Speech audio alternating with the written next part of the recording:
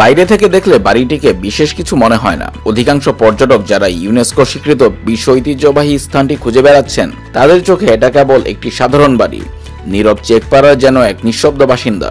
তাদের অনেকেই রাজকীয় ইউরোপীয় ক্লাসিক কোনো ভিলা খুঁজে ফেরেন আর এই বাড়ির পাশ দিয়ে নির্বিঘ্নে হেঁটে চলে যান।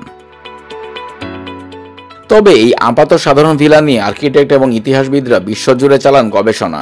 এই বাড়িটি একসময় ছিল ব্যক্তিগত নিবাস, নাচের স্টুডিও, অস্থিজনিত সমস্যায় আক্রান্ত নারীদের পুনর্বাসন কেন্দ্র, নাৎসি জার্মানির মালিকানাধীন সম্পত্তি এবং বিংশ শতাব্দীর এক ঐতিহাসিক ঘটনা কেন্দ্রবিন্দু।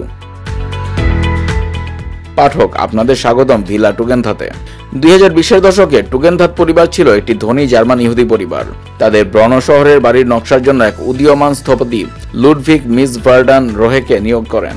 আধুনিক স্থাপত্যের এক কিংবদন্তি রোহে এ বাড়িটি তৈরির সময় দিয়েছিলেন বিখ্যাত লেস ইজ মোর বাণীটিও।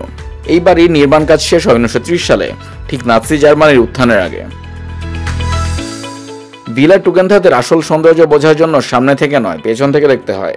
এটি এক ছোট্ট টিলার উপর নির্মিত, ছাদ থেকে মেঝে পর্যন্ত কাঁচের জানালা দিয়ে সাজানো। এখানে দাঁড়িয়ে চোখে পড়বে সবুজ প্রান্তরের অনন্ত দৃশ্য। তৎকালীন বাড়িগুলো সাধারণত আলাদা আলাদা কামরার মাধ্যমে গঠিত হতো।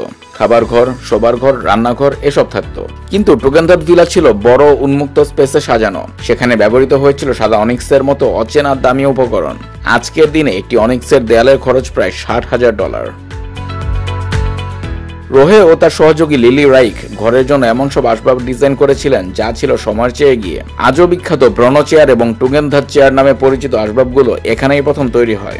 দ্বিতীয় বিশ্বযুদ্ধ এবং তার পরিণতির কারণে পরিবারটি এখানে অল্প সময় বাস করতে পেরেছিল। বাড়িটি নাৎসিদের কবলে পড়ে, পরে এটি হাতবদল হয় বহুবার।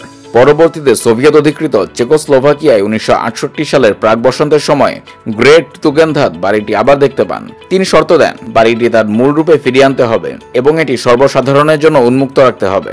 শহর কর্তৃপক্ষ রাজি হয়।